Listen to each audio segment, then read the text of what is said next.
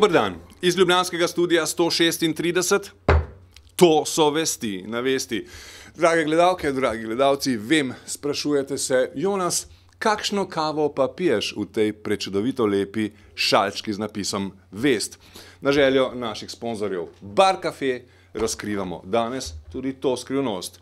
Moja najljubša kava je mešanica 3 v enem in 2 v enem. Privoščim si obe naenkrat, ne vem pa še, kakšno ime naj napitku nadenem. Ali je to 5 v enem ali 5 v 2.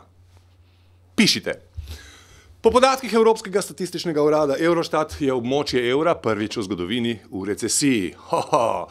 Recesija je torej tudi uradno tu. A vas je kaj strah?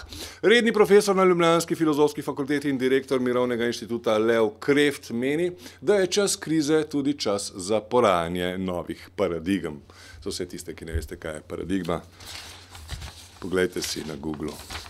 Nova paradigma je v bistvu ta, zakaj bi bil edini zveličavni motiv za proizvodnjo profit. Zakaj pa ne bi bil motiv za proizvodnjo ohranjanje življenja? Profitni motiv, vsi vemo že, da uničuje okolje. Zdaj vidimo, da uničuje tudi ljudi. In zakaj bi bil edini zveličavni motiv profit? Če se ta profit itak vlaga v razvoj, ne se vlaga v življenje ljudi in razvoj. Ne? Zakaj bi bil profit ta motiv kopičenja dobička? Ne? Edini motiv, ki žene gospodarstvo, ko pa je osnovni smisel vsega proizvajanja in izdelovanja v resnici ohranjanje življenja te in bodočih generacij. Takole pa je Lev Kreft odgovoril na vprašanje, kakšna bi morala biti kazen za tiste, ki so odgovorni za finančno krizo.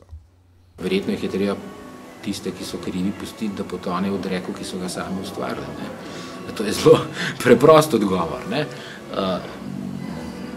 Bilo bi pa neumno razmišljati samo na ta moralno-pravni način. Ne? Gre predvsem za to, da je kriza priložnost za spremembo načina delovanja mehanizmov in institucij, ki so do te krize pripeljali. V državnem zboru se danes pričenjajo zaslišanja ministrskih kandidatov. Tako je, prav ste slišali, zaslišanja se začenjajo, zaslišanja. Beseda, ki smo jo že dolgo pogrešali v povezavi s slovensko politiko.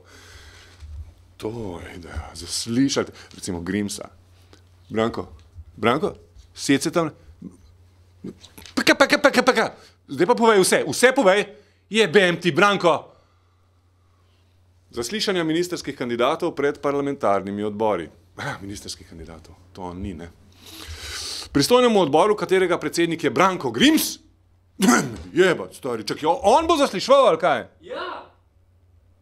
Fukaš me.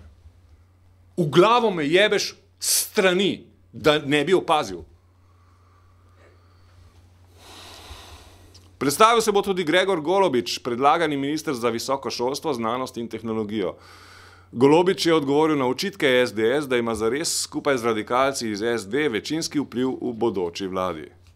Mi zdi, da tukaj gre za neko ponovitev ali pa za nadaljno odsotnost neke popolne samokritičnosti. Demoniziranje mene ali kogarkoli v tem kontekstu je samo dokaz več, kako zelo manjka te samokritike in samorefleksije v vrstah te stranke. In jaz se pretirane pozornosti pravzaprav temu ne bi posvečal, to je nek problem, s katerim se bodo morali soočati sami. Poklicna diplomatka Helena Drnovšek-Zorko, sestra našega bivšega in priljubljenega predsednika, je v oddaji Denis Pokora komentirala Pahorjevo izbiro Samuela Žbogarja za zunanjega ministra. Torej, Samuel Žbogar je vsekakor izjemno sposoben in izkušen karierni diplomat, seveda ga dobro poznam. Nazadnje je služboval v Washingtonu, kjer je bil ambasador. In že v tem času se je začel ukvarjati z projektom, kakšna ne bila zunanja politika malih držav. In tu sva imela vsekakor skupno točko, tako da sem videla, že v tem času sva si izmenjevala dokumente, mnenja in tako naprej. Jaz upam, jaz imam upanje, da si utegne zunanja politika slovenska dejansko zastaviti neke cilje, ki bojo šli v smeri nekega medkulturnega dialoga, razvojne politike, podpiranja teh tem v Sloveniji. Izdelovalec padal, base jumper in latentni samomorilec Stane Krajnc nam je pokazal posebno letalno obleko za skoke s previsnih sten. Stane, ki sicer skače tudi z nebotičnikov, mostov in drugih objektov, zdaj uživa predvsem v skokih z gora, ki zaradi posebne obleke trajajo dlje. Med letenjem se steni približa na 1 meter, doseže pa tudi hitrosti do 150 km/h. 150. Ne. Stojen, ko te prehtim.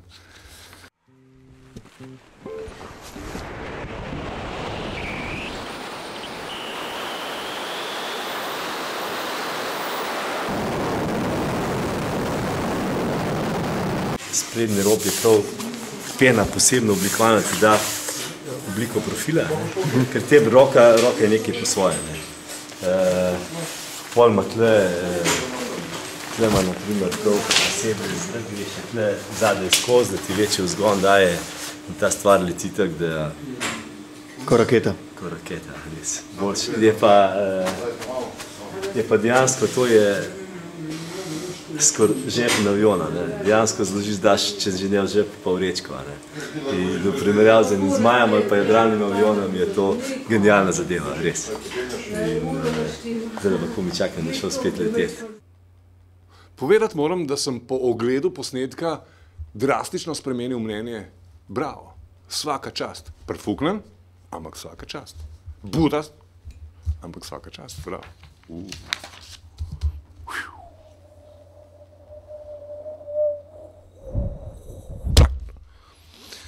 Mercator kupcem deli trajne vrečke. V Šiški je delil predsednik uprave Žiga Debeljak. Kaka novica, huda. Dober dan, zdravljeni, lahko tudi vam je vrečko? Ja, vsem lahko. To je naša akcija za to, da zmanjšamo porabo plastike, ki zelo škodi okolju. Sam prišel samo da bi tako, ker je zmeraj 50, 60 Ja, jaz pa moram povedati, da je v to penzijo. Smo veseli. Moja penzija je v tem Mercatorju.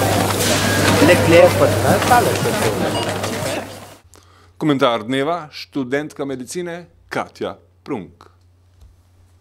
Društvo študentov medicine Slovenije je dinamično, nepolitično in prostovoljno društvo vseh tistih študentov medicine, ki želijo svoj študij dopolniti z dodatnimi izobraževanji, udejanjiti svoje ideje v različnih projektih, se povezovati v globalnem zdravju z drugimi organizacijami ali pa se preprosto družiti.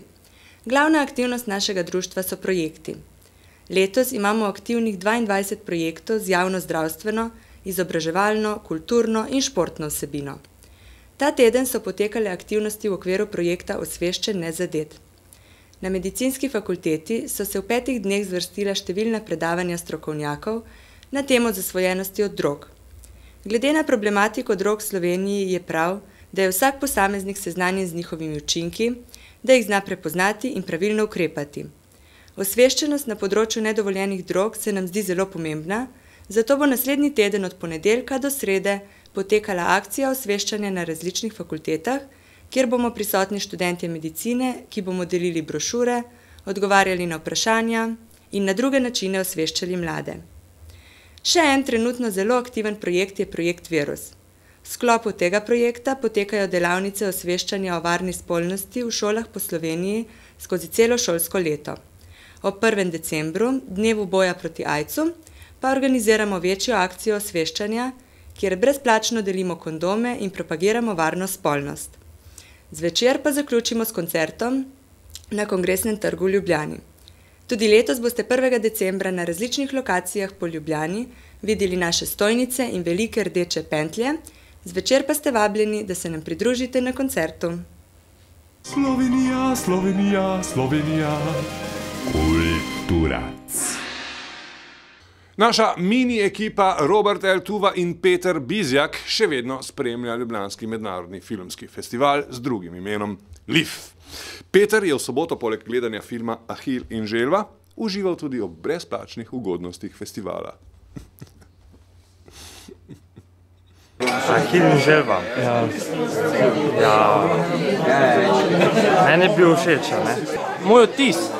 Ja, vaš odtis. Je pa je biti umetnik. Pač hud film, to je to. A je to zastonj alkohol? Kolegica, to je če smo še želimo povedati alkohol. Ok, najviše hvala.